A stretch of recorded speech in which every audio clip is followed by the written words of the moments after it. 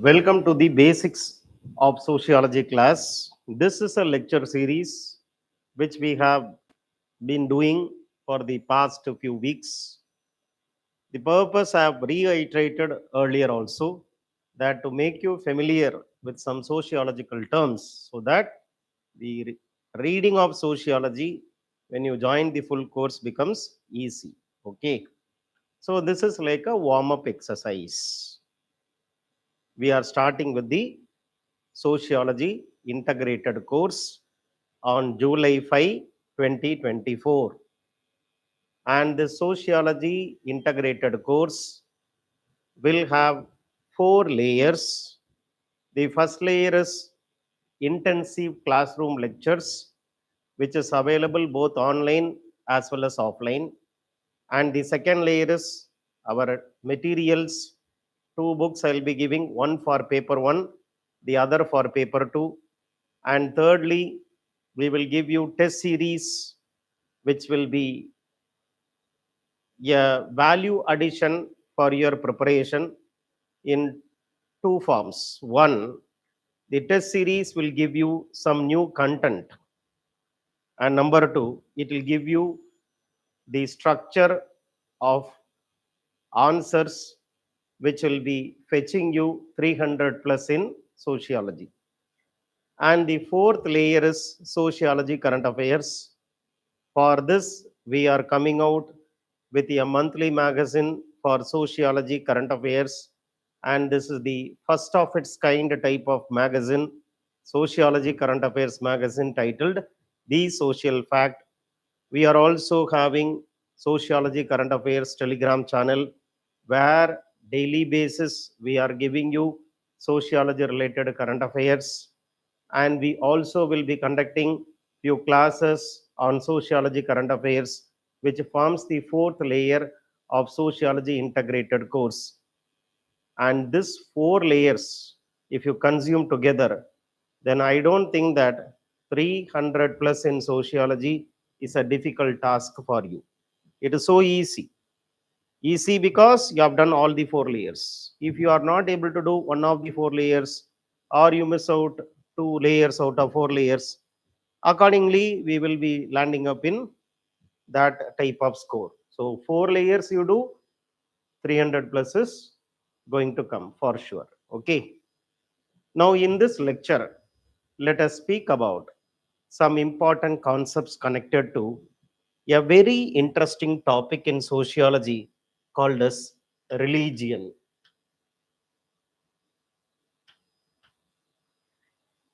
Every society, no human society is atheistic society.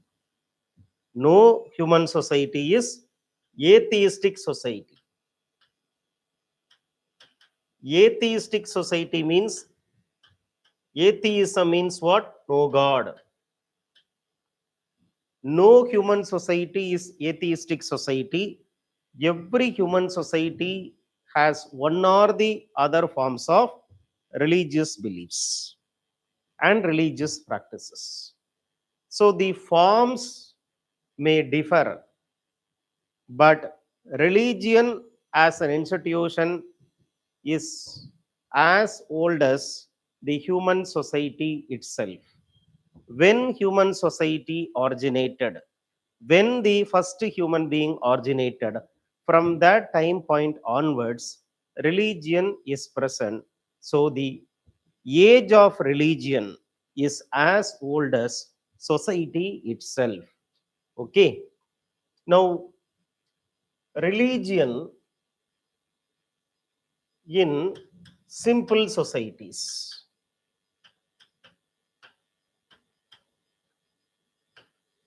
Religion in simple societies.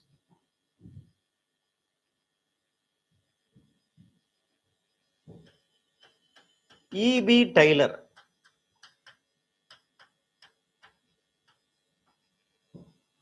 says that in simple societies, animism was the religion. In simple societies, The first form of religion is animism. Animism comes from the word anima, which means spirit. Anima means spirit. Animism means belief in spirit. So people believed in spirit. People believed in spirit.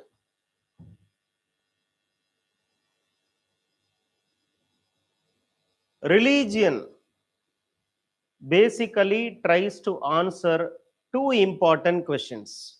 According to Taylor, why religion came, to answer some questions.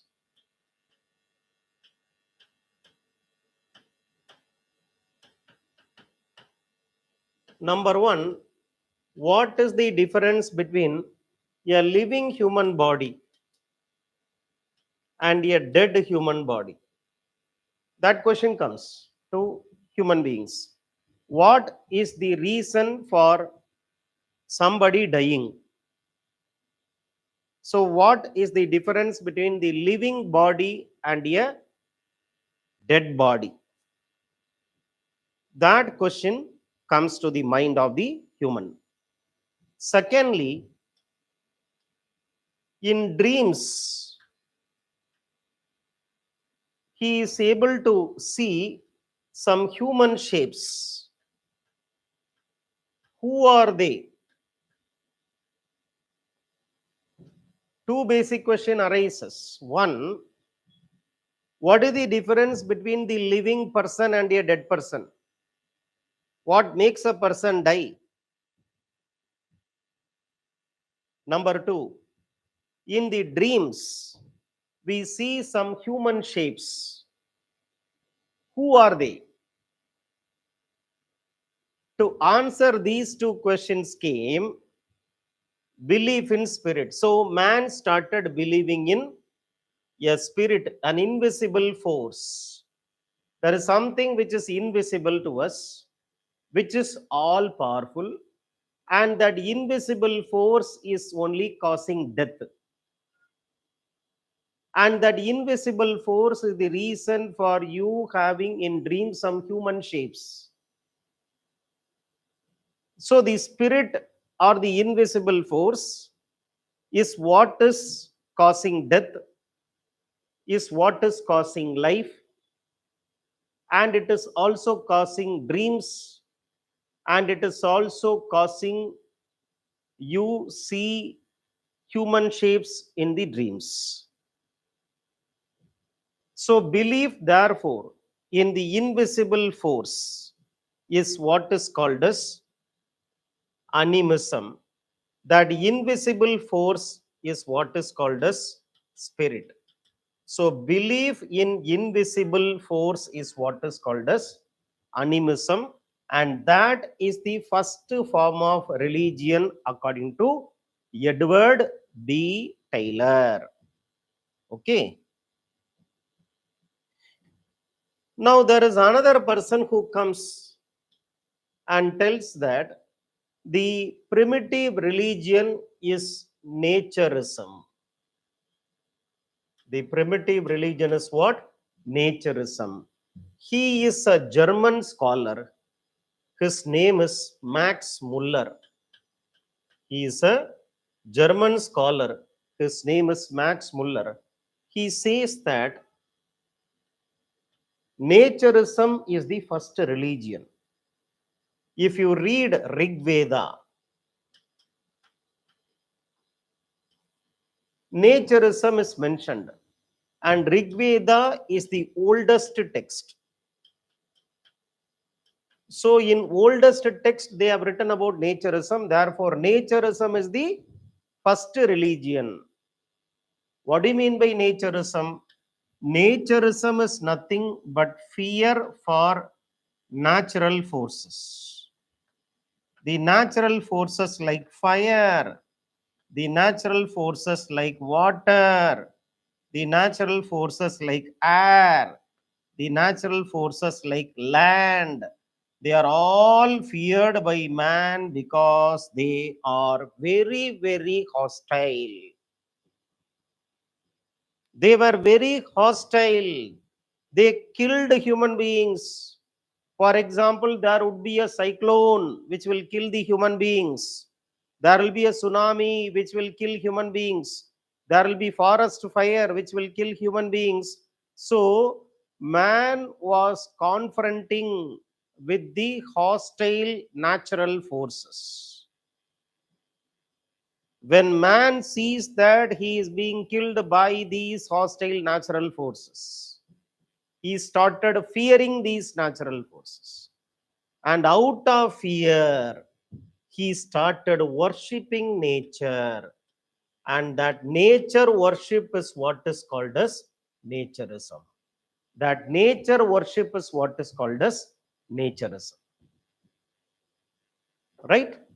So, naturism is the first religion according to Max Muller. Taylor says, no, animism is the first religion. There is another scholar, James Fraser.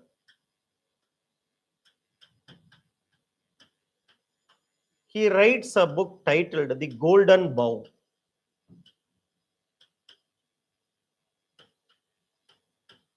He writes the book titled Golden Bough. He says,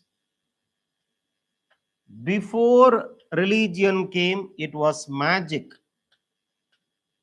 Before religion came, it was magic. Thereafter, religion came.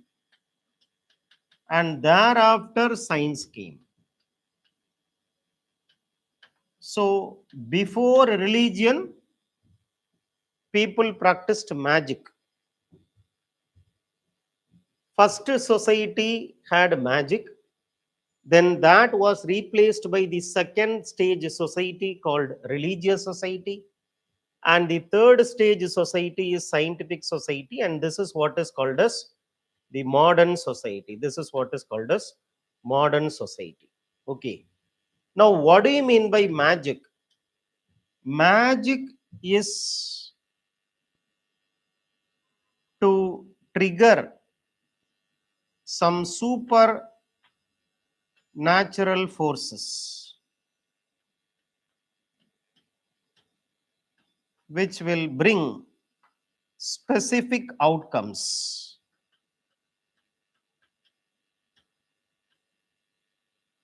So it is nothing but initiating or triggering natural forces, supernatural forces, expecting specific outcomes. So it is involving certain practices. It is involving certain rituals, certain practices. And these rituals are to initiate the supernatural forces. And because of those supernatural forces, you will get some desirable outcome. A desired outcome you will get when you trigger the supernatural forces. So magic motivation is immediate result. You are expecting immediate result. And magic will be performed by individuals. It is an individual activity.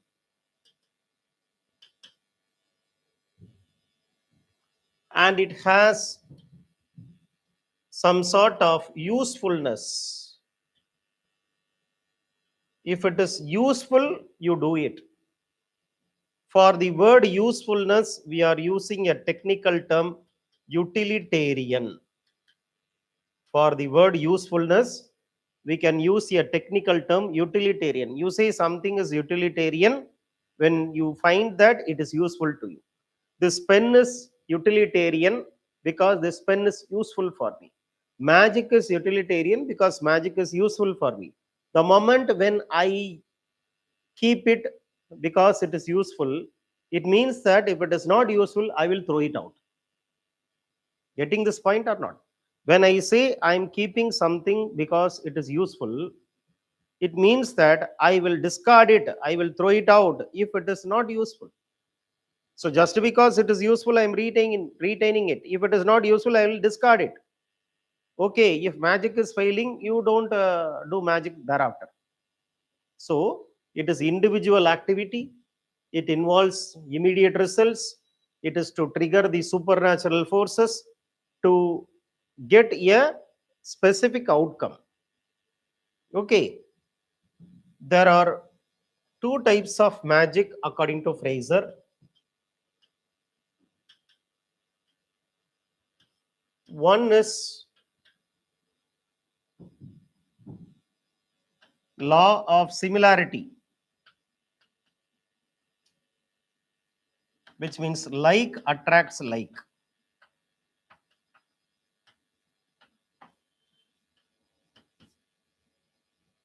Another is law of contact.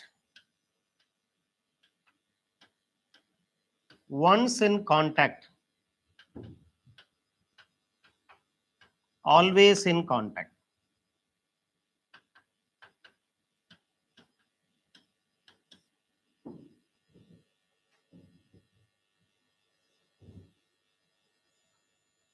So it is called as contagious magic.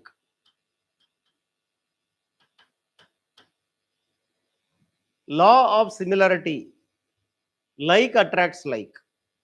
For example, there are some tribes in Chota Nagpur area.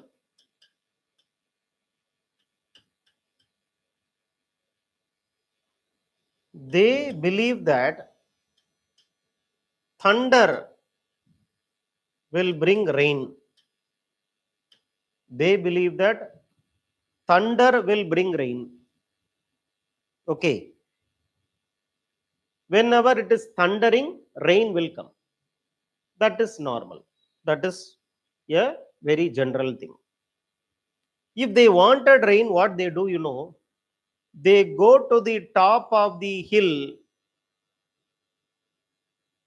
They will give some sacrifice, animal sacrifice, like pig will be sacrificed, and they make some banging of the rocks. They make noise like banging the rocks. They make noise like thunder, thinking that this thunderous sound will bring rain.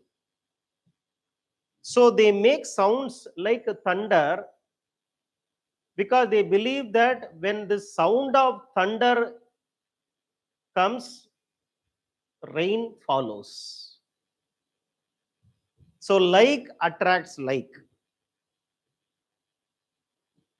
For example, there is another tribe. They find that lightning will produce rain. So if they want rain, what they do? They make fire which has a lightning effect. Like lightning, they will make fire because this like attracts that like. So lightning will be artificially made through fire, expecting rain. Thunder will be artificially made, expecting rain, because of the belief that like attracts like. Law of similarity. And law of contact, contagious magic. In primitive society, people don't use the clothes of others. I will not wear somebody else's clothes. Why? Because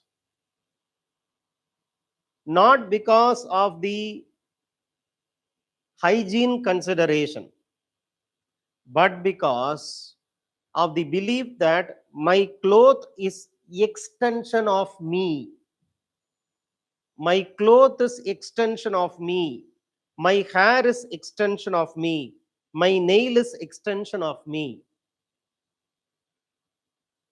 Something which is a part belongs to the whole. Something which is a part, nail is a part.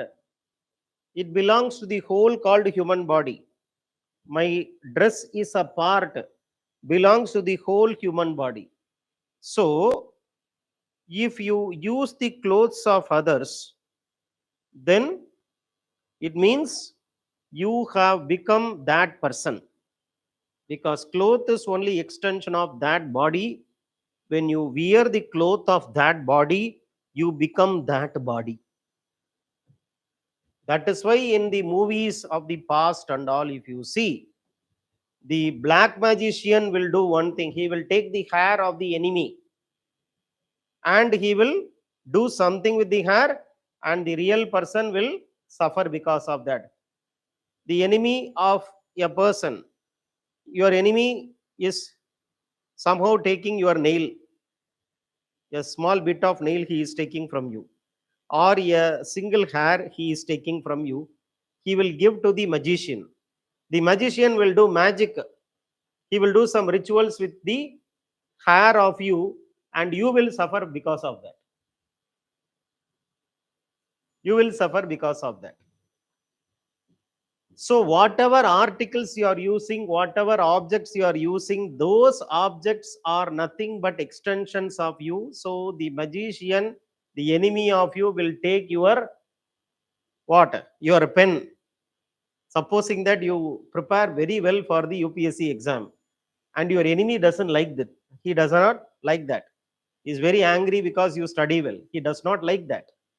So in order to make you study badly, what he will do, according to this contagious magic, he will take the thing which is connected to you. For example, he will take your pen.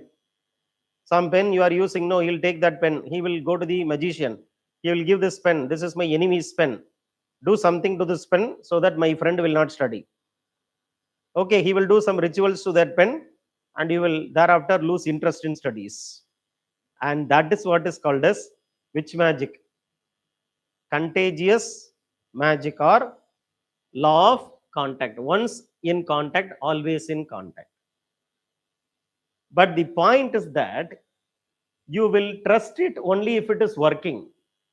The moment you come to know that it is not working, you will not use this. That is why we say magic is utilitarian. It is based on usefulness. If it is useful, if it is giving you the desired benefit, the expected benefit, the expected outcome, then you use it. You believe that. Otherwise, you discard it. Okay.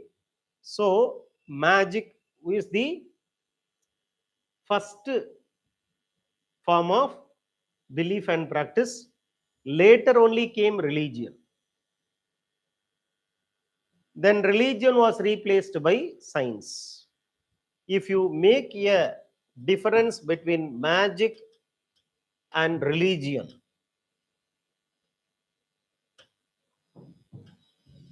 I said magic is utilitarian,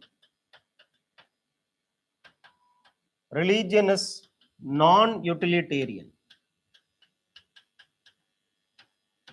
which means even if it does not produce desired outcome, you don't discard it.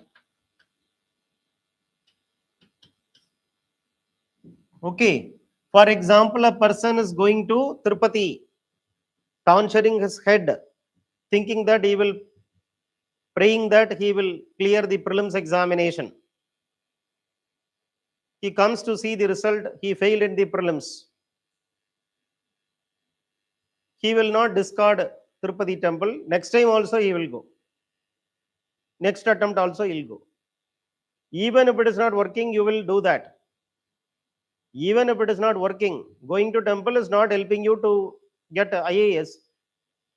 Even after we don't get what we wanted, but we continue with the religious practice, we don't discard it. But this is not the case of magic. The moment magic is useless, it is not working, you discard it. And this is more, it satisfies the individual needs, and this satisfies the group needs. Okay, this satisfies the group needs. What is that group need? Group need is social unity. It is integrating the society.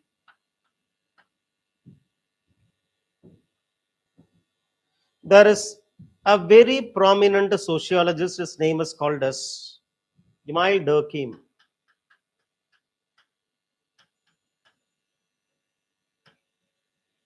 Right? So we have seen number 1, E.B. Taylor, animism. Number 2, Max Muller, naturism. Number 3, James Fraser. And number 4, Emile Durkheim. He says totemism is the earliest religion. Totemism. Totem is a living thing or non-living thing.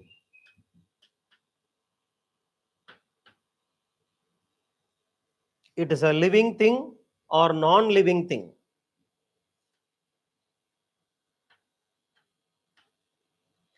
People believe in the power of this living thing or non-living thing, plus they do rituals. So according to Durkheim, religion refers to beliefs plus practices. Practices what is ritual. So you believe, which is why you practice and your belief becomes stronger. You go to Mecca because of your belief. After going to Mecca, your belief becomes stronger. So because of belief, you go to Mecca. That is, you go to Mecca means Mecca. Going to Mecca is practice, ritual. So belief will increase the belief will lead to practice, and practice will increase the belief. So religion refers to beliefs plus practice. He studied a tribe, the oldest tribe called as Arunta tribe, which is an Australian tribe. They are the oldest tribe and they practice this religion, which is the oldest religion. So totemism refers to belief in animate or inanimate, that is a living or non-living thing.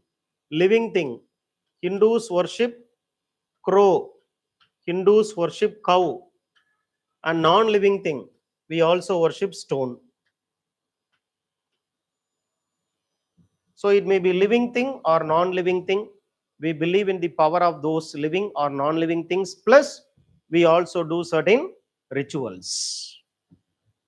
So belief gives justification to rituals, practice, and practice will strengthen the beliefs. So religion refers to beliefs plus practices. According to Emile Durkheim, the main function of religion is social solidarity. Solidarity means unity. Social means society. So it unifies people.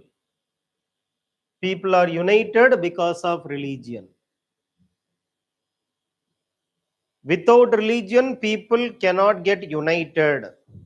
So religion performs a very, very crucial function called as social integration. That is union. Religion performs a very, very important function called as social integration. And that is what is the theory of religion given by Emile Durkheim. Okay. Now, Max Weber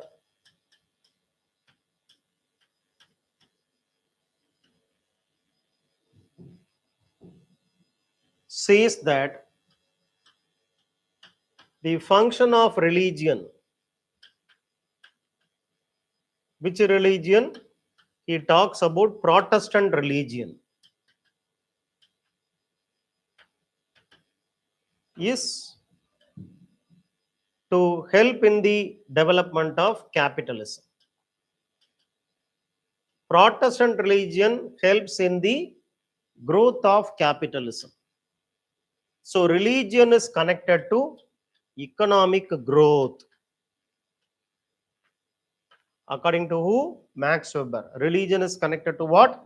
Economic growth according to Max Weber. Okay. So when religion comes to be dominated by few people, because somehow religion comes under the control of the elite people, few people. Majority of the people may not be able to access the religion as it is very centralized. It is very bureaucratized. It is controlled by few people. Majority of the people will be disconnected or they cannot access the great religion. So schisms develop. Schism or division develops in religion. That division in religion is called as sect.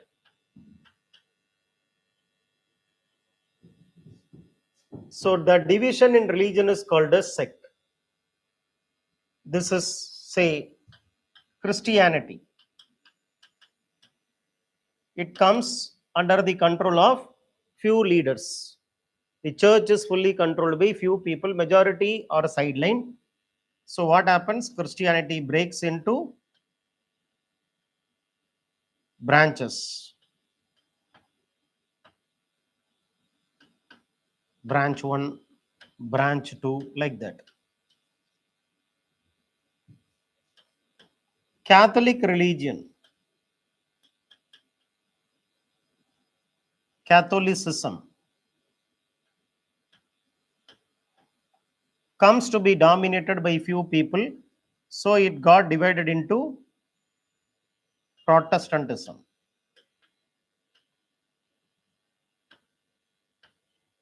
Protestantism have many divisions like Puritanism, Baptism, etc., etc. Calvinism. So splitting of the great religion into different branches is called as sect. Sect is the branch of the great religion. Example, Hinduism divided into Saivism, Vaishnavism. Jainism divided into Svatambars, Digambars. Buddhism divided into Hinayana, Mahayana. So this is what? Saivism is a sect, Vaishnavism is a sect, Hinayana is a sect, Mahayana is a sect, Swatambar is a sect, Digambar is a sect. So sect is nothing but the division present in the great religion. Okay. There is another concept you need to know called as cult.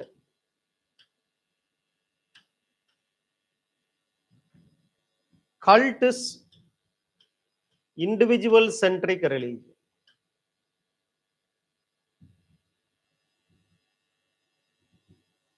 So when you see sect, you can be a member of only one sect at a time. But when you see cult, you can be a member of many cults at the same time. So cult is mostly individual centric religion. So cult simply means godmen.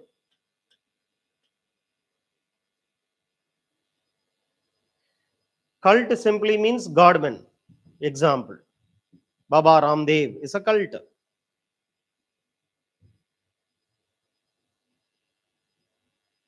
The cult may have some sort of religious ideas, or they can have their own idea.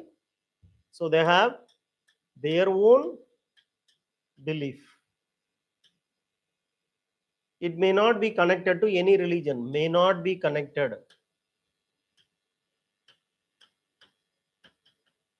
to any religious idea. Sometimes it may be connected also. So may or may not be connected to religious ideas. And the beauty of this is that even you can become a member of many cults at the same time. For example, you can be a follower of Baba Ramdev. You can be a follower of Asaram Babu also. Same time, you can be a member of many cults. But sect is not giving you that freedom. Sect is mainly a branch of the religion, because the great religion is controlled by few people. Many people could not access the great religion, and therefore they split up that religion. That split up great religion is called as sect. And cult is a different thing, that it is more individual centric religion. It is not just connected to religion, it may have its own principles, it has its own ideas, and you can be a member of many cults at the same time, unlike the sect or the religion. Okay, so these are some of the important topics connected to religion which you have to know, right? So what I have told is, no society is no religious society. Every society has religion in one or the other form. Religion is giving many functions. The societal function of religion was discussed by who? Emile Durkheim, who says social unity is the purpose of religion. Another societal function of religion was given by Max Weber, who says religion is connected to economic growth, especially which religion? Protestant religion helped in the economic growth, called capitalism. Okay, Malinowski spoke about religion satisfying individual needs. An anthropologist named Malinowski studied Trobriand islanders. He found that religion helps in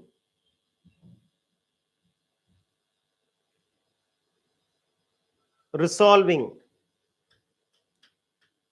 anxiety, fear.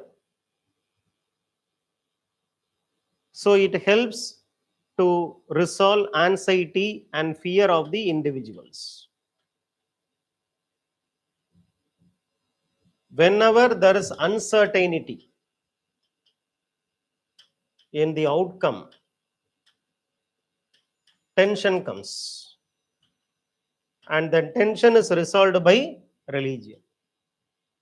For example, UPSC result, one cannot be certain about. Not many people will be very certain about their result in UPSC exam. Whenever there is uncertain outcome, possibility, anxiety comes, and people go to the temple, pray God, and it will give them a sense of relief. Okay, I have told to God and God will help me to clear this IAS examination. So tension is resolved because of religion, and therefore Malinowski says religion helps in the tension reduction of individuals. So the function of religion is for the group who says this Max Weber and Emil Durkheim. What Malinowski says, religion is functional for the individual. Right? So these are some of the important concepts which we should know to study the chapter called religion.